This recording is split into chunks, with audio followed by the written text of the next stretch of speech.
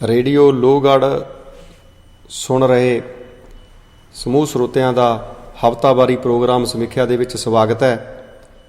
ਅੱਜ ਦਾ ਇਹ ਹਫ਼ਤਾਵਾਰੀ ਪ੍ਰੋਗਰਾਮ ਲੈ ਕੇ ਮੈਂ ਤੇ ਗੁਰਿੰਦਰ ਸਿੰਘ ਤੇ ਮੇਰੇ ਨਾਲ ਵੀਰ ਵਰਪਾਲ ਸਿੰਘ ਜੀ ਹਾਜ਼ਰ ਹਾਂ। ਸਾਡੇ ਦੋਨਾਂ ਵੱਲੋਂ ਵਾਹਿਗੁਰੂ ਜੀ ਕਾ ਖਾਲਸਾ ਵਾਹਿਗੁਰੂ ਜੀ ਕੀ ਫਤਿਹ। ਅਸੀਂ ਆਪ ਜੀ ਨੂੰ ਦੱਸ ਦਈਏ ਕਿ ਆਪਾਂ ਇੱਕ ਜਿਹੜੀ ਜੂਨ ਦੇ ਮਹੀਨੇ ਦੇ ਦੌਰਾਨ ਜਿਹੜੀ ਹੈ ਇੱਕ ਲੜੀਵਾਰ ਆਪਾਂ ਨੇ ਪ੍ਰੋਗਰਾਮ ਸ਼ੁਰੂ ਕੀਤਾ ਸੀ ਕਿ 1984 ਜਿਹੜਾ ਦੁਖਾਂਤ ਸਾਡੇ ਨਾਲ ਤੀਜਾ ਘੱਲੂਘਾਰਾ ਵਾਪਰਿਆ ਉਹਦੇ ਜਿਹੜੇ ਕਾਰਨ ਉਹ ਕੀ ਸਨ, ਕਿਉਂਕਿ ਇਸ ਦਾ ਰੀਜ਼ਨ ਇਹ ਸੀ ਉਰੇ ਆਪਣੇ ਵਿਚਾਰਨ ਦਾ ਕਿ ਅੱਜ ਇਹਨਾਂ 36 ਸਾਲਾਂ ਦੇ ਵਿੱਚ ਸਾਡੇ ਬਹੁਤ ਸਾਰੇ ਸਿੱਖ ਜਾਣੇ ਜਾਣੇ ਜੋ ਗੁੰਮਰਾਹਕੁਨ ਪ੍ਰਚਾਰ ਸਰਕਾਰ ਅਤੇ ਉਹਦੀਆਂ ਏਜੰਸੀਆਂ ਵੱਲੋਂ ਜਾਂ ਸਾਡੇ ਦੁਸ਼ਮਣ ਵੱਲੋਂ ਕੀਤਾ ਗਿਆ ਉਹਦਾ ਸ਼ਿਕਾਰ ਹੋ ਰਹੇ ਨੇ। ਉਹਦੇ ਵਿੱਚ ਬਹੁਤ ਸਾਰੇ ਜਿਹੜੇ ਬੰਦੇ ਨੇ ਉਹ ਸਿੱਖੀ ਭੇਖ ਦੇ ਅੰਦਰ ਉਹੀ ਪ੍ਰਚਾਰ ਜਿਹੜਾ ਸਰਕਾਰ ਨੇ ਕੀਤਾ ਸੀ ਕਿ ਦੋਸ਼ ਇਹਨਾਂ ਦਾ, ਇਸ ਕਰਕੇ ਜਿਹੜੇ ਰੀਜ਼ਨ ਸਰਕਾਰ ਨੇ ਦਿੱਤੇ ਗਏ ਸੀ ਉਹ ਉਹਨਾਂ ਦੀ ਪ੍ਰੋੜਤਾ ਕਰਨ ਲੱਗ ਪਏ। ਇਸ ਕਰਕੇ ਇਹ ਇਹਦੇ ਜਿਹੜੀ ਕਾਰਨਾਂ ਦੀ ਜਾਂਚ ਕਰਨੀ ਜਾਂ ਇਹਨਾਂ ਦੇ ਕਾਰਨਾਂ ਬਾਰੇ ਅਵਗਤ ਹੋਣਾ, ਇਹਦਾ ਬਾਰੇ ਆਪਣੇ ਜਿਹੜਾ ਹੁਣ ਦੀ ਸਾਡੀ ਨਵੀਂ ਜਨਰੇਸ਼ਨ ਆ ਉਹਨੂੰ ਜਾਣਕਾਰੀ ਦੇਣਾ ਇਹ ਬੜਾ ਜ਼ਰੂਰੀ ਹੈ ਕਿ ਉਹਦੇ ਅਸਲ ਕਾਰਨ ਕੀ ਸਨ ਤੇ ਅਸੀਂ ਕਿੱਥੇ ਤੋਂ ਕਿੱਥੇ ਨੂੰ ਆ ਗਏ ਤੇ ਸਰਕਾਰ ਦੇ ਜਿਹੜੇ ਪ੍ਰੋਪੋਗੰਡੇ ਉਹ ਕਿੱਥੇ ਤੱਕ ਸਫਲ ਹੋ ਗਏ ਤੇ ਉਹਨਾਂ ਨੇ ਸਾਡੇ ਆਪਣੇ ਉਹਨਾਂ ਦੇ ਵਿੱਚ ਵੀ ਜਿਹੜਾ ਉਹ ਸੰਨ ਲਾ ਕੇ ਉਹਨਾਂ ਨੇ ਸਾਡੀਆਂ ਸ਼ਕਲਾਂ ਵਾਲੇ ਜਿਹੜੇ ਦਾੜੀਆਂ ਕੇਸਾਂ ਵਾਲੇ ਬੰਦੇ ਆਪਣੇ ਆਪ ਨੂੰ ਸਿੱਖ ਕਹਾਉਣ ਵਾਲੇ ਆ ਉਹ ਸਾਨੂੰ ਆਪਣੇ ਆਪ ਹੀ ਦੋਸ਼ੀ ਜਿਹੜੇ ਆ ਉਹ ਦੱਸਣ ਲੱਗ ਗਏ। ਸੋ ਇਸ ਲੜੀ ਦੇ ਤਹਿਤ ਆਪਾਂ ਨੇ ਇੱਕ ਜਿਹੜਾ ਪ੍ਰੋਗਰਾਮ ਪਿਛਲੇ ਦਿਨੇ ਸ਼ੁਰੂ ਕੀਤਾ ਸੀ ਕਿ 47 ਤੋਂ ਲੈ ਕੇ 84 ਤੱਕ ਦਾ ਜਿਹੜਾ ਸਮਾਂ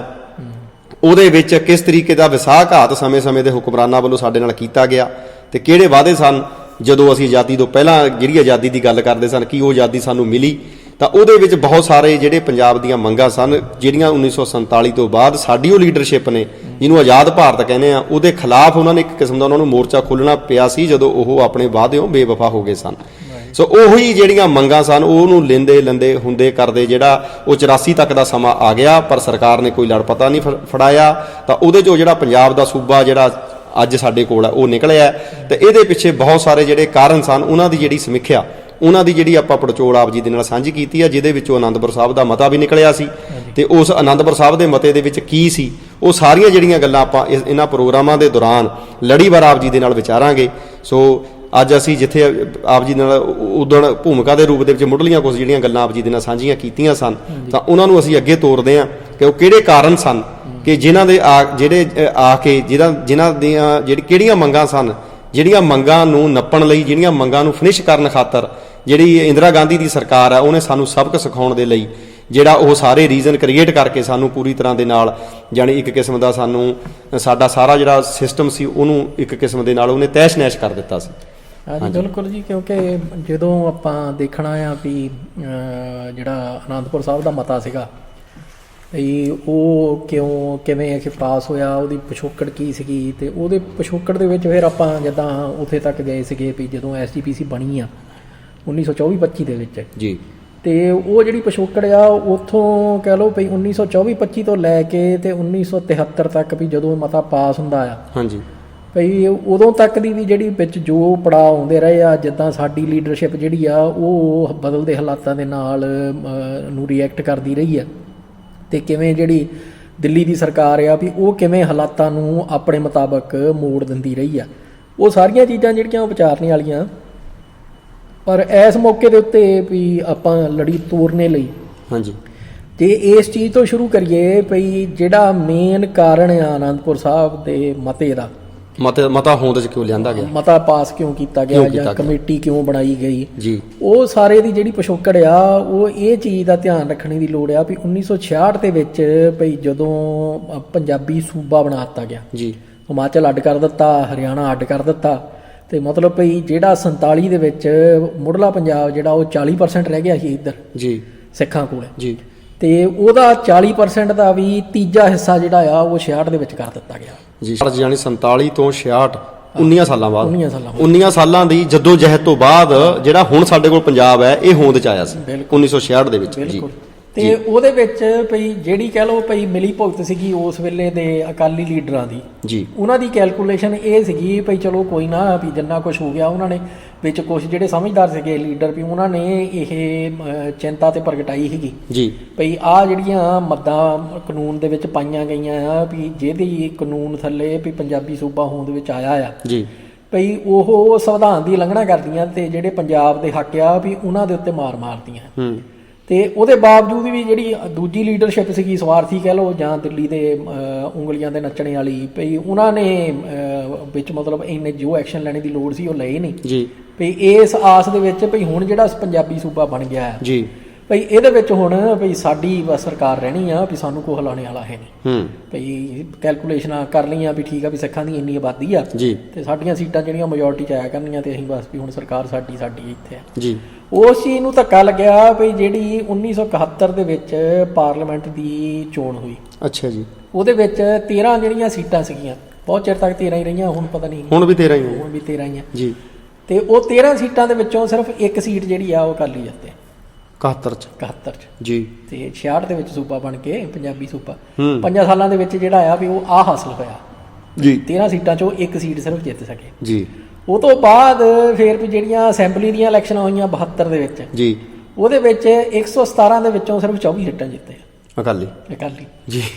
ਸੋ ਹੁਣ ਮਤਲਬ ਵੀ ਹੋਣ ਦੀ ਫਿਕਰ ਪੈ ਗਈ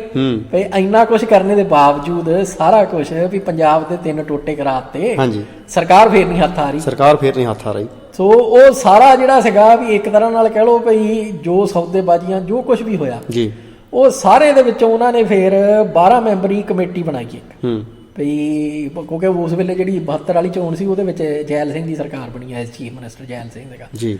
ਤੇ ਉਹਦੇ ਜਵਾਬ ਦੇ ਵਿੱਚ ਫਿਰ ਇਹਨਾਂ ਨੇ ਵੀ ਇਹ ਵੀ 11 ਦਸੰਬਰ 1972 ਦੇ ਵਿੱਚ ਸਬ ਕਮੇਟੀ ਬਣਾਈ ਅਕਾਲੀਆਂ ਨੇ ਜੀ, ਜਿਹਦੇ 12 ਮੈਂਬਰ ਸੀਗੇ ਜੀ। ਹੁਣ ਜਿਹੜੀ ਚੀਜ਼ ਸੁਣ ਕੇ ਹੋਰ ਰੋਣਾ ਆਉਂਦਾ ਜੀ, ਤੇ ਉਹ 12 ਮੈਂਬਰਾਂ ਦੇ ਨਾਮ ਮੈਂ ਹੁਣ ਪੜ੍ਹ ਦਿੰਦਾ ਜੀ। ਉਹ ਦੇਖਿਓ ਵੀ ਇਹ ਵੀ ਕਿਹੜੇ 12 ਮੈਂਬਰ ਸੀਗੇ ਜੀ, ਸਰਜੀਤ ਸਿੰਘ ਬਰਨਾਲਾ ਜੀ, ਗੁਰਚਰਨ ਸਿੰਘ ਟੌੜਾ, ਜੀਵਨ ਸਿੰਘ ਉਮਰਾ ਨੰਗਲ, ਗੁਰਮੀਤ ਸਿੰਘ, ਡਾਕਟਰ ਭਗਤ ਸਿੰਘ, ਡਾਕਟਰ ਭਗਤ ਸਿੰਘ ਨਹੀਂ ਤੇ ਚਲੋ ਉੱਥੇ ਦੇ ਆਪਣਾ ਪੰਜਾਬੀ ਯੂਨੀਵਰਸਿਟੀ ਦੇ ਕੇ ਗੁਰਮੀਤ ਸਿੰਘ, ਜੇ ਇਹ ਗੁਰਮੀਤ ਸਿੰਘ ਐਡਵੋਕੇਟ ਸੀਗੇ ਆਪਣਾ Punjab and Haryana high court ਦੇ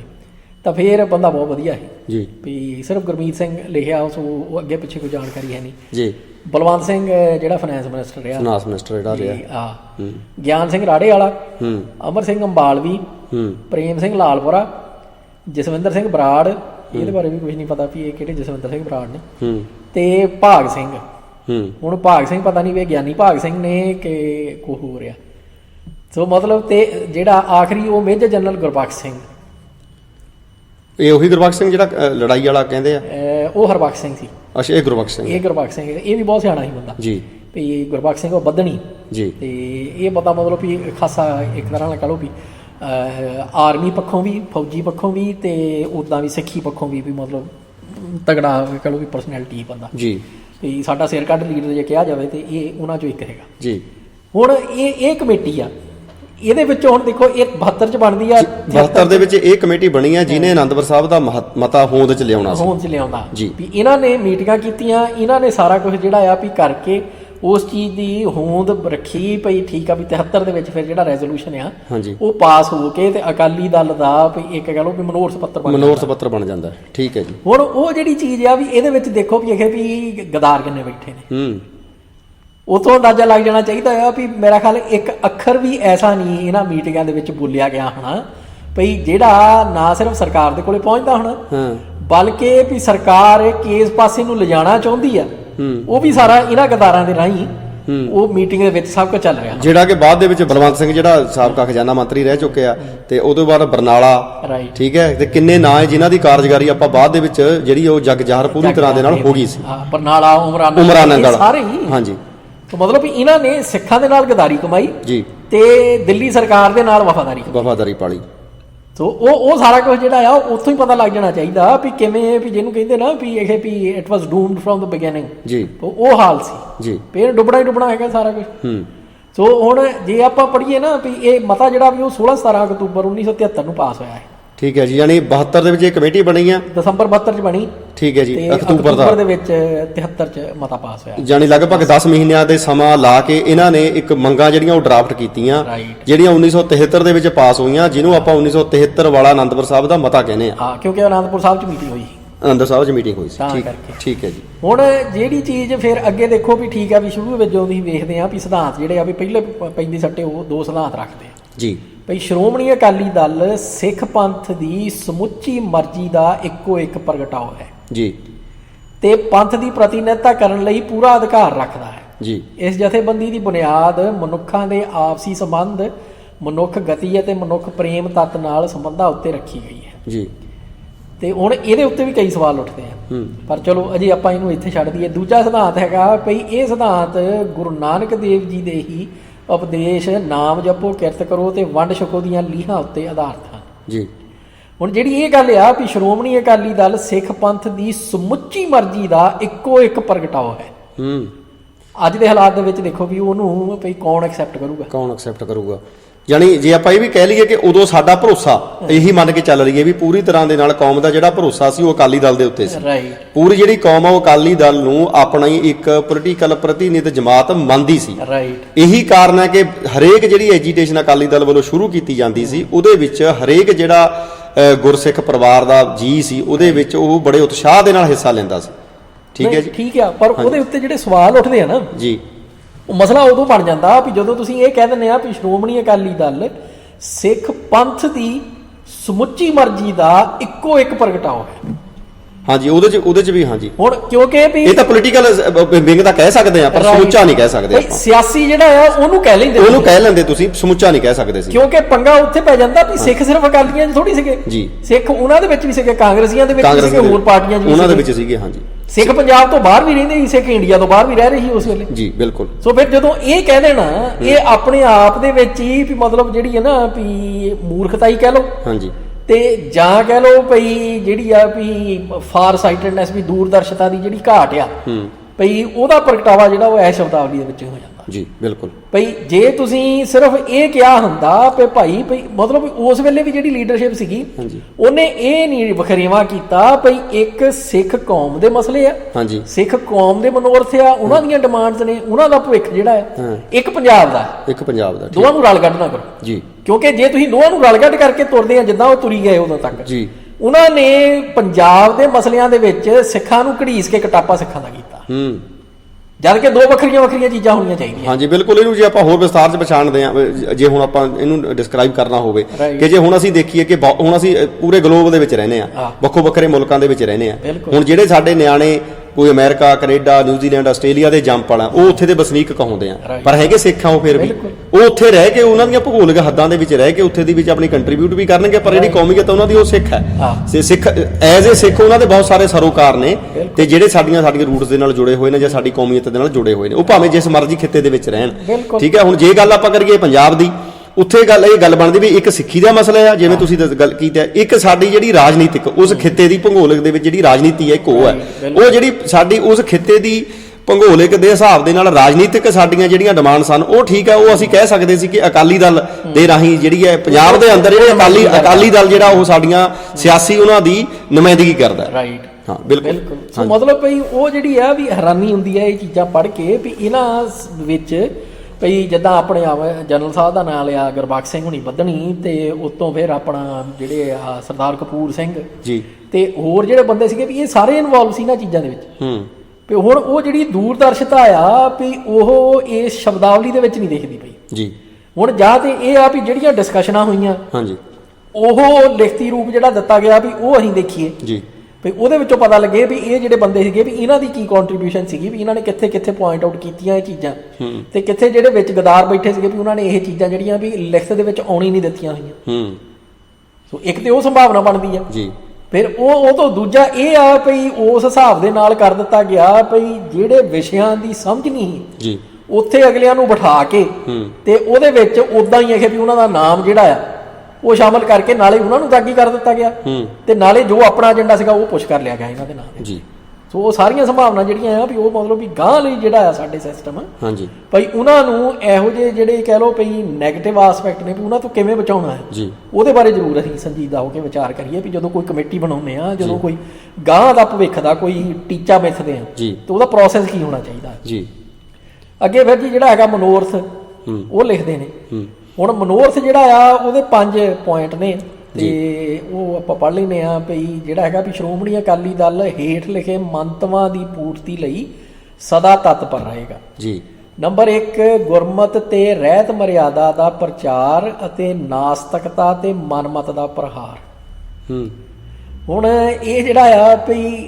ਜਿਹੜੀਆਂ ਚੀਜ਼ਾਂ ਮਤਲਬ ਅਗੇਨ ਭਈ ਕਨਫਿਊਜ਼ ਕਰਦੀਆਂ ਆ ਜੀ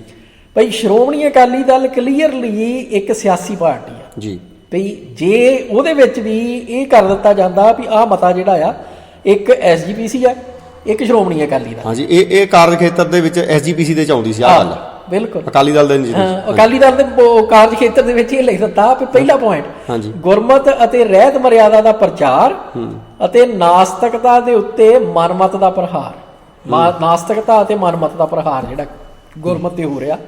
ਭਈ ਉਹਨਾਂ ਨੂੰ ਮੁਕਾਬਲਾ ਕਰਨ ਲਈ ਵੀ ਸ਼੍ਰੋਮਣੀ ਅਕਾਲੀ ਦਲ ਇਹ ਕੰਮ ਕਰੂ। ਹੁਣ ਜੇ ਅੱਜ ਵੀ ਦੇਖਦੇ ਆ ਤੇ ਹਾਲਤ ਦੇਖ ਲਓ ਵੀ ਇਹ ਵੀ ਉੱਪਰ ਤੋਂ ਲੈ ਕੇ ਥੱਲੇ ਤੱਕ ਜਿੰਨੀ ਅਕਾਲੀਆਂ ਦੀ ਲੀਡਰਸ਼ਿਪ ਆ ਉਹ ਤੇ ਆਪ ਉਸ ਮਨਮਤੀ ਤੇ ਜਿਹੜਾ ਨਾਸਤਕਤਾ ਦਾ ਪ੍ਰਹਾਰ ਆ ਗੁਰਮਤ ਦੇ ਉਹ ਖੁਦ ਕਰ ਰਹੀ ਆ, ਉਹ ਆਪ ਕਰਦੇ ਪਏ, ਉਹ ਆਪ ਕਰ ਰਹੀ ਆ। ਬਿਲਕੁਲ ਤੁਹਾਡੀ ਗੱਲ ਜੇ ਹੁਣ ਅੱਜ ਦੇ ਸੰਦਰਭ ਦੇ ਵਿੱਚ ਅਸੀਂ ਦੇਖੀਏ, ਹੁਣ ਇੱਕ ਪੱਖੋਂ ਇਹਦਾ ਆਪਾਂ ਦੂਜਾ ਪੱਖ ਦੇਈਏ, ਬਹੁਤਿਆਂ ਨੂੰ ਸ਼ਾਇਦ ਇਹ ਗੱਲ ਵਧੀਆ ਲੱਗੇ ਕਿ ਵੀ ਵਾਕਈ ਵੀ ਇਹਦੇ 'ਚ ਮਾੜੀ ਗੱਲ ਕਿਹਾ ਵੀ ਜਦੋਂ ਸ਼੍ਰੋਮਣੀ ਅਕਾਲੀ ਦਲ ਸਿੱਖੀ ਦੀ ਚੜ੍ਹਦੀ ਕਲਾ ਦੇ ਲਈ ਗੱਲ ਕਰ ਰਿਹਾ, ਠੀਕ ਹੈ ਗੱਲ, ਤੇ ਉਹ ਇਹ ਆਪਣਾ ਪੋਲੀਟੀਕਲ ਏਜੰਡੇ ਦੇ ਵਿੱਚ ਵੀ ਇਸ ਚੀਜ਼ ਨੂੰ ਲੈ ਕੇ ਆ ਰਿਹਾ, ਤਾਂ ਇਹਦੇ ਚੰਗੀ ਗੱਲ ਕੋਈ ਹੋਰ ਨਹੀਂ ਹੋ ਸਕਦੀ। ਪਰ ਜੇ ਅਸੀਂ ਅੱਜ ਦਾ ਸਰੂਪ ਇਹਦਾ ਦੇਖਦੇ ਹਾਂ, ਜੋ ਉਹਦੇ ਸਿੱਟੇ ਨਿਕਲੇ ਆ, ਤੇ ਉਹ ਦੇਖੋ ਕਿੱਥੇ ਤੱਕ ਆ ਗਿਆ। ਤੇ ਉਹ ਅੱਜ ਦੇ ਅਕਾਲੀ ਦਲ ਨੂੰ ਜੇ ਕੋਈ ਦੇਖੀਏ ਤਾਂ ਆ ਸਾਰੀਆਂ ਜਿਹੜੀਆਂ ਅਲਾਮਤਾਂ ਉਹਦੇ ਵਿੱਚ ਪਾਈਆਂ ਜਾਂਦੀਆਂ। ਤੇ ਦੂਜਾ ਹੁਣ ਇੱਥੋਂ ਜਿਹੜਾ ਨੁਕਸਾਨ ਇਹ ਹੈ ਕਿ ਇਸ ਸਾਰੇ ਦੇ ਬਾਵਜੂਦ ਜਿਹੜੀ ਪਹਿਲੀ ਤੁਸੀਂ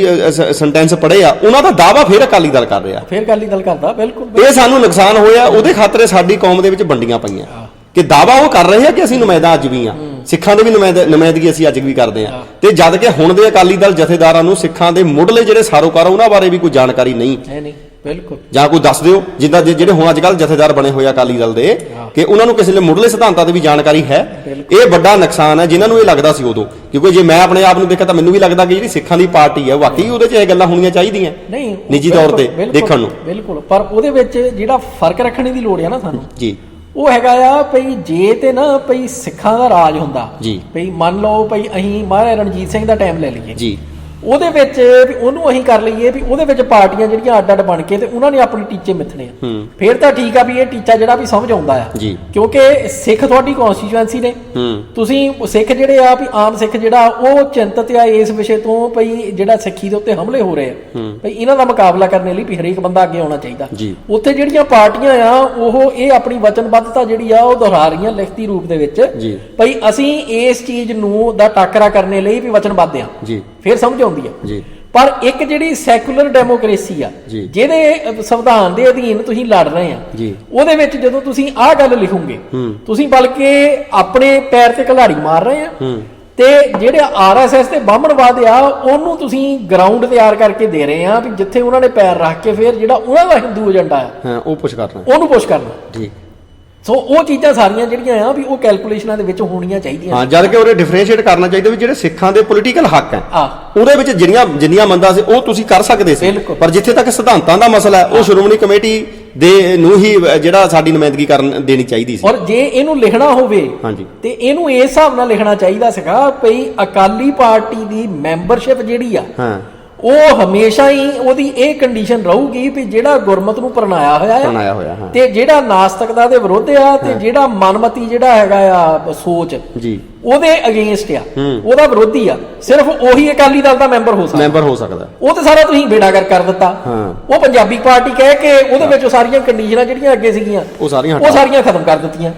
ਆ ਜਿਹੜੀ ਲਿਖਤੇ ਆ ਵੀ ਇਹਦੀ ਕੀ ਵੈਲਿਊ ਰਹਿ ਜਾਂਦੀ ਹੈ? ਬਿਲਕੁਲ, ਖਾਸ ਤੌਰ ਤੇ ਉਦੋਂ ਵੀ ਆਪਾਂ ਜਾਣਦੇ ਆ ਵੀ ਜਿਹੜੇ ਬੰਦੇ ਅਕਾਲੀ ਪਾਰਟੀ ਦੇ ਮੈਂਬਰ ਬਣ ਗਏ ਹੈਗੇ ਉਹਨਾਂ ਦੇ ਵਿੱਚ ਵੀ ਉਹ ਹੈ ਨਹੀਂ ਸੀ ਗੁਰਮਤ ਵਾਲੀ ਗੱਲ ਨਹੀਂ ਸੀਗੀ।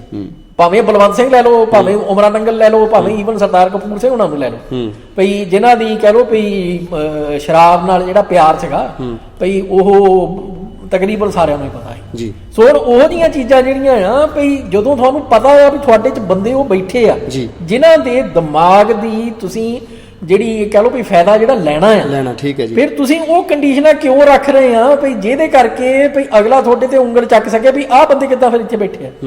ਜੇ ਤੁਸੀਂ ਆਹ ਕਹਿ ਰਹੇ ਆ ਵੀ ਵਚਨ ਵੱਧਦੇ ਆ ਤਾਂ ਸੋ ਉਹਦੇ ਮੁਤਾਬਕ ਹੀ ਤੁਸੀਂ ਜਦੋਂ ਇਹ ਕਹਿੰਦੇ ਆ ਵੀ ਸਾਡਾ ਟੀਚਾ ਹੀ ਸਿਆਸੀ ਆ ਜੀ ਭਈ ਸਿਆਸਤ ਜਿਹੜੀ ਆ ਵੀ ਉਹਦੇ ਵਿੱਚ ਨਹੀਂ ਮੈਟਰ ਕਰਦਾ ਭਈ ਇਹ ਵੀ ਸਿਰਫ ਇੱਕ ਚੀਜ਼ ਮੈਟਰ ਕਰਦੀ ਬਾਟਮ ਲਾਈਨ ਭਈ ਗੁਰੂ ਨਾਲ ਵਫਾਦਾਰੀ ਅਗਲੇ ਦੀ ਪਹਿਲਾਂ ਹੈ ਜੀ। ਉਹ ਸਰਦਾਰ ਕਪੂਰ ਸਿੰਘ ਦੀ ਜਿਹੜੀ ਸੀਗੀ ਉੱਤੇ ਸ਼ੱਕ ਕਿਸੇ ਨੂੰ ਨਹੀਂ ਜੀ। ਠੀਕ ਆ ਜਿਹੜੀਆਂ ਪਰਸਨਲ ਘਾਟਾਂ ਆ ਉਹ ਕਮ ਸੇ ਕਮ ਫੇਰ ਇਗਨੋਰ ਕੀਤੀਆਂ ਜਾ ਸਕਦੀਆਂ ਭਈ ਜਿਹੜੀ ਬੰਦੇ ਦੀ ਸਿਆਸੀ ਸਮਝ ਆ ਜੀ ਭਾਈ ਉਹਦਾ ਕੌਮ ਨੂੰ ਫਾਇਦਾ ਲੈਣ ਦੀ ਲੋੜ ਆ ਵੀ ਜਿੱਦਾਂ ਮੁਸਲਿਮ ਲੀਗ ਨੇ ਜਨਾਹਵਾਰੀ ਕੀਤਾ ਹੈ ਜੀ। ਹੁਣ ਜਨਾਹਵਾਰੀ ਮਸ਼ਹੂਰ ਆ ਭਈ ਉਹ ਸੂਰ ਦਾ ਮਾਸ ਵੀ ਖਾਂਦਾ ਹੈਗਾ ਸ਼ਰਾਬ ਵੀ ਪੀਂਦਾ ਸੀ ਸਭ ਕੁਝ ਕਰਦਾ ਹੈ ਜੀ ਜੀ। ਪਰ ਅਗਲਿਆਂ ਨੇ ਜਦੋਂ ਪਾਕਿਸਤਾਨ ਬਣਾਉਣਾ ਸੀਗਾ ਉਹਨਾਂ ਨੇ ਸਿੱਧਾ ਹੀ ਉਹਨੂੰ ਕਾਂਗਰਸ ਚੋਂ ਲਿਆ ਕੇ ਬਲਕਿ ਉਹ ਆਪ ਕਾਂਗਰਸ ਚੋਂ ਆਇਆ ਉੱਪਰ ਉਠਾਤਾ ਭਈ ਹਾਂ ਠੀਕ ਆ ਵੀ ਇਹਦਾ ਦਿਮਾਗ ਜਿਹੜਾ ਆ ਵੀ ਇਹਦੀ ਕੌਮ ਨੂੰ ਲੋੜ ਆ ਇਹ ਕਾਂਗਰਸੀਆਂ ਨੂੰ ਸਮਝਦਾ ਵੀ ਆ ਅੰਦਰੋਂ ਹੋ ਕੇ ਦੇਖ ਕੇ ਆਇਆ ਇਹਨੇ ਨਜਿੱਠ ਲੈਣਾ ਹੁਣ ਉਹ ਚੀਜ਼ ਜਿਹੜੀ ਆ ਵੀ ਉਹ ਸਾਨੂੰ ਧਿਆਨ 'ਚ ਰੱਖਣੀ ਦੀ। ਹਾਂਜੀ ਬਿਲਕੁਲ। ਹੁਣ ਜਾਨੀ ਇਹਦੀ ਜਿਹੜੀ ਮੁੱਢਲੀ ਉਹ ਆ ਉਹਦੇ ਵਿੱਚ ਜਾਨੀ ਜਿਹੜੀ ਘਾਟ ਆਪਾਂ ਨੂੰ ਸ਼ਰੇਆਮ ਜਿਹੜੀ ਰੜਕਦੀ ਹੈ ਤੇ ਜਿਹੜੀ ਅਸੀਂ ਅੱਜ ਬਿਹਤਰ ਤਰੀਕੇ ਦੇ ਨਾਲ ਸਮਝ ਸਕਦੇ ਹਾਂ ਕਿ ਇਹ ਬਹੁਤ ਵੱਡੀ ਇੱਕ ਕਿਸਮ ਦੀ ਆਪਣੇ ਆਪ ਦੇ ਵਿੱਚ ਕੰਟਰਾਡਿਕਟਰੀ ਜਾਂ ਉਹ ਸੀਗੀ। ਬਿਲਕੁਲ। ਤੇ ਅਗਲਾ ਜਿਹੜਾ ਪੁਆਇੰਟ ਆ ਉਹ ਹੈਗਾ ਵੀ ਸਿੰਘਾਂ ਵਿੱਚ ਪੰਥਕ ਆਜ਼ਾਦ ਹਸਤੀ ਦਾ ਅਹਿਸਾਸ ਕਾਇਮ ਰੱਖਣਾ ਅਤੇ ਅਜਿਹਾ ਦੇਸ਼ ਕਾਲ ਘੜਨਾ ਜਿਸ ਵਿੱਚ ਸਿੱਖ ਪੰਥ ਦੇ ਕੌਮੀ ਜਜ਼ਬੇ ਤੇ ਕੌਮੀਅਤ ਦਾ ਪ੍ਰਗਟਾਓ ਪੂਰਨ ਤੌਰ ਤੇ ਮੂਰਤੀਮਾਨ ਤੇ ਪ੍ਰਜਵਲਿਤ ਹੋ ਸਕੇ ਜੀ। ਹੁਣ ਮਤਲਬ ਵੀ ਜਦੋਂ ਤੁਸੀਂ ਇਸ ਚੀਜ਼ ਨੂੰ ਪੜ੍ਹਦੇ ਆ ਹਾਂਜੀ ਇਹਦੇ ਵਿੱਚ ਫੇਰ ਗੱਲ ਜਿਹੜੀ ਆ ਭਈ ਤੁਸੀਂ ਪੰਜਾਬ ਦੀ ਪਾਰਟੀ ਆ ਪੰਜਾਬ ਦੇ ਵਿੱਚ ਤੁਸੀਂ ਆਪਣੀ ਸਰਕਾਰ ਕਾਇਮ ਕਰਨ ਦੀ ਕੋਸ਼ਿਸ਼ ਕਰਦੇ ਪਏ ਆ ਗੱਲ ਤੁਸੀਂ ਕਰਦੇ ਪਏ ਆ ਵੀ ਸਿੰਘਾਂ ਵਿੱਚ ਪੰਥਕ ਆਜ਼ਾਦ ਹਸਤੀ ਦਾ ਅਹਿਸਾਸ ਕਾਇਮ ਰੱਖਣਾ ਤੇ ਅਜਿਹਾ ਦੇਸ਼ ਕਾਲ ਘੜਨਾ ਜਿਸ ਵਿੱਚ ਸਿੱਖ ਪੰਥ ਦੇ ਕੌਮੀ ਜਜ਼ਬੇ ਤੇ ਕੌਮੀਅਤ ਦਾ ਪ੍ਰਗਟਾਓ ਪੂਰਨ ਤੌਰ ਤੇ ਮੂਰਤੀਮਾਨ ਤੇ ਪ੍ਰਜਵਲਿਤ ਹੋ ਸਕੇ। ਹੁਣ ਭਈ ਜੇ ਤੁਸੀਂ ਕਮ ਸੇ ਕਮ ਇੰਨਾ ਹੀ ਕਰ ਲਓ ਭਈ ਸਿਆਣੇ ਬੰਦੇ ਸੀਗੇ ਭਈ ਐਸਜੀਪੀਸੀ ਜਿਹੜੀ ਆ ਉਹ ਇੰਡੀਆ ਦੇ ਕਾਨੂੰਨ ਦੇ ਥੱਲੇ ਚੱਲਦੀ ਪਈ ਆ ਵੀ ਉੱਥੇ ਉਹ ਜਿਹੜਾ ਆ ਵੀ ਉਹ ਆਪਣਾ ਕੰਮ ਜਿਹੜਾ ਵੀ ਕਾਰਜ ਕਰੀ ਚੱਲੇ ਜਿਹੜਾ ਧਾਰਮਿਕ ਖੇਤਰ ਵਾਲਾ। ਅਕਾਲੀ ਪਾਰਟੀ ਜਿਹੜੀ ਆ ਉਹ ਪੰਜਾਬ ਦੀ ਜਿਹੜੀ ਸਿਆਸਤ ਆ ਇੰਡੀਆ ਦੇ ਸੰਵਿਧਾਨ ਦੇ ਥੱਲੇ ਚੱਲਦੀ ਉਹਨੂੰ ਉਹ ਸਾਂਭ ਲਵੇ ਉਸ ਹਿਸਾਬ ਨਾਲ ਵੀ ਜਿੱਦਾਂ ਕਰਨਾ। ਜਿਹੜਾ ਕੌਮੀ ਆਜ਼ਾਦੀ ਦਾ ਕਨਸੈਪਟ ਆ ਉਹਦੇ ਲਈ ਅੱਡ ਕਿਉਂ ਨਹੀਂ ਹਸਤੀ ਕ੍ਰੀਏਟ ਕੀਤੀ ਜਾ ਰਹੀ ਵੀ ਜਿਹਦਾ ਟੀਚਾ ਹੀ ਇਹ ਹੋਵੇ ਵੀ ਜਿਹੜੀ ਕੌਮੀ ਆਜ਼ਾਦੀ ਆ ਜਿਹੜਾ ਇੱਕ ਕਹਿ ਲਓ ਵੀ ਜਿਹਨੂੰ ਬਾਅਦ ਚੋਂ ਖਾਲਿਸਤਾਨ ਕਿਹਾ ਗਿਆ ਵੀ ਜਿਹੜਾ ਇੱਕ ਆਜ਼ਾਦ ਮੁਲਕ ਸਾਡਾ ਹੋਣਾ ਚਾਹੀਦਾ ਇਹ ਉਸ ਦੇ ਉੱਤੇ ਕੰਮ ਕਰੂ। ਉਹ ਜਿਹੜੀ ਚੀਜ਼ ਆ ਵੀ ਉਹ ਸਾਰਾ ਕੁਝ ਹੀ ਮਲਗੋਬਾ ਜਿਹਾ ਕਰਕੇ ਨਾ ਉਹ ਇੱਕ ਦੂਜੇ ਦੇ ਉੱਤੇ ਕਹਿ ਲਓ ਵੀ ਇਹ ਵੀ ਉਹ ਨਾ ਕਹਿ ਲਓ ਵੀ ਜਿੰਨੇ ਵੀ ਟੀਚੇ ਮਿੱਥੇ ਗਏ ਉਹਨਾਂ ਚੋਂ ਇੱਕ ਵੀ ਹਾਸਲ ਨਹੀਂ ਕੀਤਾ ਜਾ ਸਕਿਆ। ਇਸ ਕਰਕੇ ਭਈ ਇੱਕ ਟੀਚਾ ਹਾਸਲ ਕਰਨ ਦੇ ਲਈ ਜਿਹੜੇ ਦੋ ਟੀਚੇ ਹੋਰ ਨਾਲ ਮਿੱਥ ਲਏ ਆ ਉਹ ਉਹਨੂੰ ਧੂ ਕੇ ਥੱਲੇ ਲਈ ਜਾਂਦੇ ਆ। ਉਹੀ ਜਿਹੜਾ ਦੂਜਾ ਟੀਚਾ ਆ ਉਹਨੂੰ ਪਹਿਲਾ ਤੇ ਤੀਜਾ ਜਿਹੜਾ ਉਹ ਧੂ ਕੇ ਥੱਲੇ ਲਈ ਜਾਂਦੇ ਆ। ਸੋ ਮਤਲਬ ਐਸਾ ਕਹਿ ਲਓ ਵੀ ਕਾਲਾ ਮਾਲਾ ਕੀਤਾ ਉਹਨਾਂ ਨੇ ਭਈ ਉਹ ਕੋਈ ਵੀ ਟੀਚਾ ਜਿਹੜਾ ਆ ਉਹ ਆਪਸ ਦੇ ਵਿੱਚ ਇੱਕ ਦੂਜੇ ਦੀ ਸਪੋਰਟ ਦੀ ਬਜਾਏ ਇੱਕ ਦੂਜੇ ਨੂੰ ਥੱਲੇ ਸੁੱਟਣ ਵਾਲਾ ਕੰਮ ਜਿਹੜਾ ਵੀ ਉਹ ਨਹੀਂ। ਹੁਣ ਇਹ ਜਿਹੜਾ ਸੀਗਾ ਮੇਰੇ ਦਿਮਾਗ 'ਚ ਸਵਾਲ ਆਇਆ ਇਹ ਸ਼ਾਇਦ ਉਹਦੀ ਉਪਜ ਸੀਗਾ ਵੀ ਜਦੋਂ 47 ਚੱਕ ਆਪਾਂ ਜੇ ਜਾਂਦੇ ਆ ਕਿ ਜਿਵੇਂ ਕਹਿੰਦੇ ਵੀ ਨਹਿਰੂ ਨੇ ਕਿਹਾ ਸੀ ਨਾ ਵੀ ਇੱਕ ਖਿੱਤਾ ਤੁਹਾਨੂੰ ਮਿਲੂਗਾ ਜਿਹਦੇ 'ਚ ਸਿੱਖ ਜਿਹੜੇ ਆ ਉਹ ਆਜ਼ਾਦੀ ਦਾ ਨਿਗਮ ਮਾਣਨਗੇ। ਜਦੋਂ ਉਹ ਆਪਣੇ ਵਾਅਦਿਆਂ ਤੋਂ ਮੁੱਕਰ ਗਏ ਫਿਰ ਇਹਨਾਂ ਨੂੰ ਹੋ ਸਕਦਾ ਵੀ ਜਦੋਂ ਜਿਹੜਾ ਇਸ ਸਮੇਂ ਤੱਕ ਜਦੋਂ ਤੱਕ ਇਹ ਡਰਾਫਟ ਇਹ ਤਿਆਰ ਕਰ ਰਹੇ ਸੀ ਉਸ ਸਮੇਂ ਤੱਕ ਦਾ 47 ਤੋਂ ਲੈ ਕੇ ਜਿਹੜਾ ਵੀ ਵਰਤਾਰਾ ਸਾਡੇ ਨਾਲ ਵਰਤਿਆ ਉਹਦੇ ਵਿੱਚੋਂ ਇਹ ਜਿਹੜੀ ਮੰਗ ਹੈ ਉੱਠੀ ਸੀ ਜਦੋਂ ਉਹਨਾਂ ਨੇ ਵਫਾ ਨਹੀਂ ਕੀਤੀ ਵੀ ਇਸ ਕਰਕੇ ਉਹਨਾਂ ਨੇ ਇਹ ਜਿਹੜੀਆਂ ਚੀਜ਼ਾਂ ਮੱਦਾ ਉਹਦੇ ਵਿੱਚ ਪਾਈਆਂ ਸੀ ਭਾਈ ਵੀ ਤੁਸੀਂ ਤਾਂ ਨਹੀਂ ਕੀਤਾ ਤੇ ਹੁਣ ਅਸੀਂ ਇਹ ਜਿਹੜੀ ਆਪਣੀਆਂ ਮੰਗਾਂ ਦੇ ਵਿੱਚ ਇਹਨੂੰ ਫਿਰ ਦੁਬਾਰਾ ਸ਼ਾਮਲ ਕਰਦੇ ਹਾਂ। ਨਹੀਂ ਬਿਲਕੁਲ ਉਹ ਗੱਲ ਸਹੀ ਹੈ ਤੁਹਾਡੀ ਕਿਉਂਕਿ ਇਹਦੀ ਸਾਰੀ ਲੈਂਗੁਏਜ ਤੋਂ ਇਹ ਗੱਲ ਕਲੀਅਰ ਹੋ ਰਹੀ ਆ ਭਈ 71-72 ਤੱਕ ਜਿਹੜੀ ਲੀਡਰਸ਼ਿਪ ਸੀਗੀ ਉਹਨੂੰ ਸਮਝ ਲੱਗ ਗਈ ਸੀਗੀ ਵੀ 47 ਦੇ ਵਿੱਚ ਬਹੁਤ ਵੱਡੀ ਮੂਰਖਤਾਈ ਕਰਿਆ ਹੈ ਉਹਨੂੰ ਸਾਂਭਣੇ ਦੀ ਕੋਸ਼ਿਸ਼ ਹੋ ਰਹੀ ਆ ਪਰ ਉਹ ਸਾਂਭਣੇ ਦੀ ਕੋਸ਼ਿਸ਼ ਦੇ ਵਿੱਚ ਵੀ ਮੂਰਖਤਾਈ ਉਦਾਂ ਹੀ ਜ਼ਾਹਰ ਹੋ ਰਹੀ ਆ ਭਈ ਜਿੱਦਾਂ ਵੀ ਹੁਣ ਇਹ ਜਿਹੜੀ ਹੈਗੀ ਨਾ ਦੂਸਰੀ ਮੱਧ ਪਾਈ ਆ ਜਿਹੜੀ ਭਈ ਸਿੰਘਾਂ ਵਿੱਚ ਪੰਥਕ ਆਜ਼ਾਦ ਹਸਤੀ ਦਾ ਅਹਿਸਾਸ ਕਾਇਮ ਰੱਖਣਾ ਇਹਦੇ ਉੱਤੇ ਕੋਈ ਸਵਾਲ ਨਹੀਂਗਾ ਜੀ। ਅਜਿਹਾ ਦੇਸ਼ ਕਾਲ ਘੜਨਾ ਜਿਸ ਵਿੱਚ ਸਿੱਖ ਪੰਥ ਦੇ ਕੌਮੀ ਜਜ਼ਬੇ ਤੇ ਕੌਮੀਅਤ ਦਾ ਪ੍ਰਗਟਾਓ ਪੂਰਨ ਤੌਰ ਤੇ ਮੂਰਤੀਮਾਨ ਤੇ ਪ੍ਰਜਵਲਿਤ ਹੋਵੇ ਉਹਦੇ ਉੱਤੇ ਵੀ ਕੋਈ ਸਵਾਲ ਨਹੀਂਗਾ ਜੀ। ਸਵਾਲ ਹੈਗਾ ਆ ਭਈ ਇਹ ਆਨੰਦਪੁਰ ਸਾਹਿਬ ਰੈਜ਼ੋਲੂਸ਼ਨ ਦਾ ਹਿੱਸਾ ਆ ਤੇ ਅਕਾਲੀ ਦਲ ਦੇ ਮਨੋਰਥਾਂ ਦੇ ਵਿੱਚ ਪਾਇਆ ਗਿਆ ਜੀ ਜਦ ਕਿ ਅਕਾਲੀ ਦਲ ਦਾ ਇਹ ਮਨੋਰਥ ਬਣਦਾ ਨਹੀਂ ਨਾ ਉਹ ਅਕਾਲੀ ਦਲ ਇਸ ਮਨੋਰਥ ਨੂੰ ਪੂਰਾ ਕਰਨੇ ਦੀ ਪੋਜੀਸ਼ਨ 'ਚ ਕਦੀ ਵੀ ਹੋਇਆ ਨਾ ਉਹਨੇ ਕਦੀ ਹੋਣਾ ਹੈ ਜੀ ਕਿਉਂਕਿ ਉਹ ਇੰਡੀਆ ਦੇ ਸੰਵਿਧਾਨ ਦੇ ਥੱਲੇ ਲੜ ਰਿਹਾ ਔਰ ਲੜ ਰਿਹਾ ਪੰਜਾਬ ਦੀਆਂ ਇਲੈਕਸ਼ਨਾਂ ਜੀ ਔਰ ਪੰਜਾਬ ਦੀਆਂ ਇਲੈਕਸ਼ਨਾਂ ਦੇ ਵਿੱਚ ਸਿੱਖਾਂ ਦੀ ਤੇ ਗੈਰ ਸਿੱਖਾਂ ਦੀ ਵੋਟ ਚਾਹੁੰਦਾ ਹੈ ਜੀ। ਸੋ ਉਹਦਾ ਇਹ ਕਾਰਜ ਖੇਤਰ ਆਉਂਦਾ ਹੀ ਨਹੀਂ ਹੁੰਦਾ ਹੀ ਨਹੀਂ ਜੀ। ਸੋ ਮੇਰਾ ਕਹਿਣਾ ਇਹ ਆ ਵੀ ਇਹ ਟੀਚਾ ਜਿਹੜਾ ਆ ਜੀ ਇਸ ਟੀਚੇ ਨੂੰ ਹਾਸਲ ਕਰਨੇ ਲਈ ਇੱਕ ਅੱਡ ਜਿਹੜੀ ਹਸਤੀ ਆ ਉਹ ਕਾਇਮ ਕਰਨੀ ਚਾਹੀਦੀ ਵੀ ਅਕਾਲੀ ਦਲ ਤੋਂ ਬਿਨਾਂ ਕੁਝ ਹੋਰ ਕੋਈ ਜਥੇਬੰਦੀ ਸਾਡੀ ਜਾਂ ਕੋਈ ਹੋਰ ਹੁੰਦੀ ਜਿਹੜੀ ਨਿਰੋਲ ਸਿੱਖਾਂ ਦੇ ਆਧਾਰ ਤੇ ਹੁੰਦੀ ਬਿਲਕੁਲ ਤੇ ਇਸ ਟੀਚੇ ਦੀ ਪ੍ਰਾਪਤੀ ਲਈ ਕਰਦੀ। ਉਹਦਾ ਕੰਮ ਹੀ ਸਿਰਫ ਇਹ ਹੁੰਦਾ ਵੀ ਭਾਈ ਵੀ ਆਹ ਟੀਚਾ ਜਿਹੜਾ ਆ ਨੰਬਰ 2 ਦੇ ਉੱਤੇ ਅਸੀਂ ਮਨੋਰਥਾਂ 'ਚ ਲਿਖਿਆ ਜੀ ਭਈ ਇਸ ਮਨੋਰਥ ਦੀ ਪ੍ਰਾਪਤੀ ਲਈ ਅਸੀਂ ਆਹ ਜਿਹੜੀ ਹਸਤੀ ਆ ਵੀ ਜਿੱਦਾਂ ਐਸਜੀਪੀਸੀ ਨੇ ਸਿਆਸੀ ਜਿਹੜੇ ਸੀਗੇ ਮੁੱਦੇ ਉਹਨਾਂ ਲਈ ਅਕਾਲੀ ਦਲ ਕਾਇਮ ਕੀਤਾ ਸੀ 1920 ਦੇ ਵਿੱਚ ਜੀ। ਇਦਾਂ ਹੀ ਅੱਜ ਦੀ ਜਿਹੜੀ ਮੀਟਿੰਗ ਆ ਵੀ ਇਹ ਇੱਕ ਆਹ ਹਸਤੀ ਕਾਇਮ ਕਰਦੀ ਆ। ਸ਼੍ਰੋਮਣੀ ਕਮੇਟੀ ਕੋਈ ਇੱਕ ਹੋਰ ਇਦਾਂ ਦੀ ਹਸਤੀ ਕਾਇਮ ਕਰ ਦਿੰਦੀ ਜਿਹੜੀ ਯੂਨਾਈਟਿਡ ਨੇਸ਼ਨਸ ਦੀਆਂ ਮੱਦਾਂ ਦੇ ਥੱਲੇ ਵੀ ਜਿਹੜਾ ਸਿੱਖਾਂ ਦਾ ਆਜ਼ਾਦ ਖਿੱਤਾ ਆ ਉਹ ਕਾਇਮ ਕਰਨ ਲਈ ਕੰਮ ਕਰੂਗੀ ਜੀ। ਬਸ ਠੀਕ। ਉਹਦੇ ਨਾਲ ਇਹ ਸੀਗਾ ਵੀ ਹਰੇਕ ਜਿਹੜੀ ਚੀਜ਼ ਆ ਵੀ ਉਹਦੇ ਉੱਤੇ ਇਹ ਨਹੀਂ ਕੀਤਾ ਜਾ ਸਕਦਾ ਵੀ ਸਰਕਾਰ ਨੂੰ ਤੁਸੀਂ ਹਥਿਆਰ ਦੇਣ ਦੇ ਆ ਭਈ ਜਿਹਦੇ ਕਰਕੇ ਉਹ ਨਾ ਸਿਰਫ ਤੁਹਾਡੇ ਉੱਤੇ ਕਹਿ ਲਓ ਵੀ ਇਲਜ਼ਾਮ ਲਾ ਤਰਾਸ਼ੀ ਕਰਕੇ ਤੇ ਹੋਰ ਜਿਹੜੀਆਂ ਵੀ ਆਪਣੀਆਂ ਸੰਵਿਧਾਨ ਜਿਹੜਾ ਸਾਰਾ ਕੁਝ ਉਹਨਾਂ ਦੇ ਹੱਥ ਆ ਜੋ ਅੱਜ ਦੇਖਦੇ ਆਂ ਅਸੀਂ ਵੀ ਸੁਪਰੀਮ ਕੋਰਟ ਤੱਕ ਤੁਸੀਂ ਚੱਲ ਜਾਓ ਤੁਹਾਡੀ ਕਿਸੇ ਨੇ ਨਹੀਂ ਪੁੱਛਣੀ ਭਈ ਜੋ ਸਰਕਾਰ ਕਹਿੰਦੀ ਆ ਵੀ ਉਹੀ ਹੋਣਾ ਵੀ ਚੱਲ ਕੇ ਜੋ ਹਿੰਦੂ ਬਹੁ ਗਿਣਤੀ ਕਹਿ ਰਹੀ ਆ ਉਹ ਹੋਣਾ। ਸੋ ਉਹ ਸਾਰਾ ਕੁਝ ਜਿਹੜਾ ਆ ਵੀ ਉਹ ਵਿਚਾਰ ਕੇ ਕਮ ਸੇ ਕਮ ਵੀ ਪਲੈਨਿੰਗ ਜਿਹੜੀ ਆ ਉਹ ਇਸ ਹਿਸਾਬ ਦੀ ਹੋਣੀ ਚਾਹੀਦੀ। ਠੀਕ ਹੈ ਜੀ। ਇਹ ਸੀਗਾ 73 ਦਾ। ਇਹ ਤੋਂ ਬਾਅਦ ਜਾ ਕੇ 78 ਦੇ ਵਿੱਚ ਫਿਰ ਇਸ ਮਤੇ ਨੂੰ ਸੋਧ ਕੇ ਇਹਨਾਂ ਨੇ ਦੁਬਾਰੇ ਉਹ ਕਰਿਆ ਸੀ, ਹੈ ਨਾ? ਉਹ ਵੀ ਆਪਾਂ ਪੜਾਂਗੇ, ਉਹ ਵੀ ਆਪਾਂ ਬਾਅਦ ਦੇ ਵਿੱਚ ਪੜਾਂਗੇ, ਕਿਉਂਕਿ ਉਰੇ ਆਪਾਂ ਕਰ ਰਹੇ ਸੀ ਕਿ ਇੱਕ ਤਾਂ ਇਹ ਆ ਵੀ ਆਪਣਾ ਜਿਹੜਾ ਵਿਸ਼ਾ ਸੀ ਉਹ ਇਹ ਸੀ ਕਿ ਉਹਦੇ ਲਈ ਸਿਰਫ ਇਹਨਾਂ ਨੇ ਗਲਤੀਆਂ ਤਾਂ ਕੀਤੀਆਂ ਹੋਣਗੀਆਂ ਪਰ ਜ਼ਿੰਮੇਵਾਰ ਇਦਾਂ ਨਹੀਂ ਸੀਗਾ ਵੀ ਸਿੱਖੇ ਜ਼ਿੰਮੇਵਾਰ ਸੀ, ਜਿਵੇਂ ਸਰਕਾਰ ਨੇ ਬਾਅਦ ਚ ਪ੍ਰੋਪੋਗੰਡਾ ਕਰਿਆ ਕਿ ਇਹ ਖੁਦ ਜ਼ਿੰਮੇਵਾਰ ਸੀ। ਨਹੀਂ, ਆਪਾਂ ਸਿਰਫ ਜਿਹੜੇ ਇਹਦੇ ਨੈਗੇਟਿਵ ਪੱਖ ਆ ਉਹ ਸਿਰਫ ਇਹ ਦੇਖ ਰਹੇ ਆ ਇਹਦੇ ਵਿੱਚ। ਅਜੇ ਤੱਕ ਅਜੇ ਸਰਕਾਰ ਦੇ ਨੈਗੇਟਿਵ ਪੱਖ ਤੇ ਆਪਾਂ ਵਿਚਾਰੇ ਹੀ ਨਹੀਂ ਗਏ। ਠੀਕ ਹੈ ਜੀ। ਉਹਨਾਂ ਦੀ ਜਿਹੜੀ ਬੇਈਮਾਨੀ ਆ ਉਹ ਤੇ ਸਿਰਫ ਅਜੇ ਇੱਥੇ ਤੱਕ ਹੀ ਅਸੀਂ ਰੱਖੀ ਹਾਂਜੀ। ਆਪਾਂ ਬਜਾਏ ਇੱਕ ਵੱਖਰਾ ਪ੍ਰੋਗਰਾਮ ਕਰਨ ਦੀ ਇਹਦੀਆਂ ਜਿਹੜੀਆਂ ਖਾਮੀਆਂ ਉਹ ਵੀ ਆਪਾਂ ਨਾਲ ਵਿਚਾਰ ਰਹੇ ਹਾਂ। ਭਈ ਜਿਹੜੀ ਇਹ ਕਮੇਟੀ ਬਣੀ ਆ ਉਹਦੇ ਵਿੱਚ ਹੀ ਸਰਕਾਰੀ ਜਿਹੜੇ ਟੱਟੂ ਸੀਗੇ ਉਹ ਪਹਿਲਾਂ ਬੈਠੇ ਹੋਏ ਸੀ ਜੀ ਜੀ। ਸੋ ਫਿਰ ਸਰਕਾਰ ਦਾ ਤੇ ਵੈਸੇ ਕੋਈ ਹੱਕ ਨਹੀਂ ਬਣਦਾ ਇਹ ਕਹਿਣੇ ਦਾ ਵੀ ਆਨੰਦਪੁਰ ਸਾਹਿਬ ਰੈਜ਼ੋਲੂਸ਼ਨ ਜਿਹੜਾ ਜੀ ਵੀ ਉਹ ਐਂਟੀ ਇੰਡੀਆ ਹੈ। ਵੀ ਤੁਹਾਡੇ ਆਪਣੇ ਬੰਦੇ ਤੇ ਉਹਦੇ ਵਿੱਚ ਬੈਠੇ ਆ। ਠੀਕ। ਤੁਸੀਂ ਉਹਨਾਂ ਨੂੰ ਜੇ ਐਂਟੀ ਇੰਡੀਆ ਆ ਰੈਜ਼ੋਲੂਸ਼ਨ, ਜਿਹੜੇ ਬੰਦੇ ਉਸ ਰੈਜ਼ੋਲੂਸ਼ਨ ਲਈ ਰਿਸਪੌਂਸੀਬਲ ਨੇ ਉਹਨਾਂ ਬੰਦਿਆਂ ਨੂੰ ਤੁਸੀਂ ਚੱਕ ਕੇ ਬਾਅਦ ਵਿੱਚੋਂ ਵਜ਼ਾਰਤਾਂ ਤੇ ਹੋਰ ਸਭ ਕੁਝ ਦੇਣ ਦਾ ਉਹ ਸਾਰਾ ਕੁਝ ਦਿੱਤਾ ਹੈ। ਠੀਕ। ਫਿਰ ਉਹ ਕਿੱਦਾਂ ਪਤਾ ਲੱਗਦਾ ਵੀ ਕੀ ਕਹਾਣੀ ਚੱਲਦੀ ਹੈ। ਠੀਕ ਹੈ ਜੀ। ਅਗਲਾ ਜਿਹੜਾ ਤੀਜਾ ਆ ਉਹ ਫਿਰ ਕਹਿੰਦੇ ਜੀ ਵੀ ਕੰਗਾਲੀ, ਭੁੱਖ ਨੰਗ ਤੇ ਥੁੜ ਨੂੰ ਦੂਰ ਕਰਨਾ, ਨਿਆਂਕਾਰੀ ਤੇ ਚੰਗੇ ਨਿਜ਼ਾਮ ਨੂੰ ਕਾਇਮ ਕਰਨ ਲਈ ਦੌਲਤ ਤੇ ਉਪਜ ਨੂੰ ਵਧਾਉਣਾ ਤੇ ਮੌਜੂਦਾ ਪਾਣੀ ਵੰਡ ਤੇ ਲੁੱਟ ਖਸੁੱਟ ਉਹਨੂੰ ਦੂਰ ਕਰਨਾ ਜੀ। ਸੋ ਇਹ ਪਾਣੀਆਂ ਦਾ ਮਸਲਾ ਤੇ ਹੋਰ ਜਿਹੜਾ ਆਪਣਾ ਕਹ ਲਓ ਵੀ ਕਿਸਾਨੀ ਦੇ ਮਸਲੇ ਸਾਰੇ ਆਰਥਿਕ ਪੱਖ ਸਾਰੇ ਸਾਰੇ ਜਿਹੜੇ ਉਹਨਾਂ ਨੇ ਨੰਬਰ 3 ਦੇ ਵਿੱਚ ਪਾ ਦਿੱਤੇ ਜੀ। ਇਹ ਬਿਲਕੁਲ ਸਿਆਸੀ ਆ, ਇਹਦੇ ਵਿੱਚ ਕੋਈ ਕਿੰਤੂ ਵਾਲਾ ਸਵਾਲ ਨਹੀਂ ਹੈਗਾ ਵੀ ਠੀਕ ਆ ਵੀ ਇਹ ਅਕਾਲੀ ਦਲ ਨੂੰ ਭਈ ਬਿਲਕੁਲ ਉਦਾਂ ਹੀ ਕਰਨਾ ਚਾਹੀਦਾ ਜਿੱਦਾਂ ਉਹਨਾਂ ਨੇ ਲਿਖਿਆ ਹੈ। ਠੀਕ ਹੈ ਜੀ। ਪਰ ਕੀਤਾ ਕੁਝ ਨਹੀਂ ਫਿਰ ਅੱਗੇ ਜਾ ਕੇ ਕਹਿ ਲਓ ਵੀ ਚੌਥੇ ਨੰਬਰ ਤੇ ਹੈਗਾ ਵੀ ਗੁਰਮਤ ਆਸ਼ੇ ਅਨੁਸਾਰ ਅਨਪੜਤਾ, ਛੂਤ-ਛਾਤ ਤੇ ਜਾਤ-ਪਾਤ ਦੇ ਵਿਤਕਰੇ ਨੂੰ ਹਟਾਉਣਾ। ਹੁਣ ਇਹ ਵੀ ਠੀਕ ਆ ਵੀ ਅਕਾਲੀ ਦਲ ਦੇ ਕਾਰਜ ਖੇਤਰ ਚ ਆਉਂਦਾ ਜੀ, ਪਰ ਇਹਦੇ ਵਿੱਚ ਜੇ ਇਹ ਨਾ ਵੀ ਲਿਖਦੇ ਵੀ ਗੁਰਮਤ ਆਸ਼ੇ ਅਨੁਸਾਰ ਤਾਂ ਵੀ ਠੀਕ ਸੀਗਾ। ਸਿਰਫ ਇਹਨਾਂ ਲਿਖ ਦਿੰਦੇ ਵੀ ਪੰਜਾਬ ਵਿੱਚੋਂ ਅਨਪੜਤਾ, ਛੂਤ-ਛਾਤ ਤੇ ਜਾਤ-ਪਾਤ ਦੇ ਵਿਤਕਰੇ ਨੂੰ ਹਟਾਉਣਾ ਤੇ ਕਹਿ ਲਓ ਵੀ ਨੈਸ਼ਨਲ ਤੌਰ ਤੇ ਵੀ ਰਾਸ਼ਟਰੀ ਤੌਰ ਤੇ ਵੀ ਇਹਨਾਂ ਜਿਹੜੀਆਂ ਇਹ ਟੀਚੇ ਨੇ ਵੀ ਇਹਨਾਂ ਨੂੰ ਹਾਸਲ ਕਰਨੇ ਲਈ ਭਈ ਕਾਰਜ ਜਿਹੜਾ ਵੀ ਉਹ ਕਰਨਾ, ਕਿਉਂਕਿ ਉਹਦੇ ਨਾਲ ਫਿਰ ਇਹ ਹੋ ਜਾਣਾ ਸੀਗਾ ਭਈ ਬਜਾਏ ਇਹਨੂੰ ਇੱਕ ਸਿੱਖ ਡਿਮਾਂਡ ਦੇ ਰੂਪ ਦੇ ਵਿੱਚ ਵੇਖਣੇ ਦੇ ਜਾਂ ਇੱਕ ਸਿੱਖ ਟੀਚਾ ਦੇਖਣੇ ਦੇ, ਇਹ ਸਿਆਸੀ ਟੀਚਾ ਬਣਨਾ ਹੈ। ਕਿਉਂਕਿ ਆਪਾਂ ਇਹ ਗੱਲ ਕਰਦੇ ਪਏ ਵੀ ਅਕਾਲੀ ਦਲ ਜਿਹੜਾ ਵੀ ਉਹ ਸਿਆਸੀ ਜਮਾਤ ਹੀ ਸਿੱਖਾਂ ਦੀ। ਠੀਕ ਹੈ। ਭਾਵੇਂ ਮਤਲਬ ਹੁਣ ਜਿੱਦਾਂ ਕਾਂਗਰਸੀ ਆ ਜਾਂ ਬੀਜੇਪੀ ਆ ਜਾਂ ਹੋਰ ਸਾਰੇ ਆ, ਇਹ ਹਿੰਦੂਆਂ ਦੀ ਨੁਮਾਇੰਦਗੀ ਕਰਦੇ ਰਹੇ ਪਰ ਇਹਨਾਂ ਨੇ ਕਦੀ ਲਫ਼ਜ਼ਾਂ 'ਚ ਨਹੀਂ ਪਾਇਆ ਵੀ ਇਹ ਹਿੰਦੂਆਂ ਦੀ ਡਿਮਾਂਡ ਆ।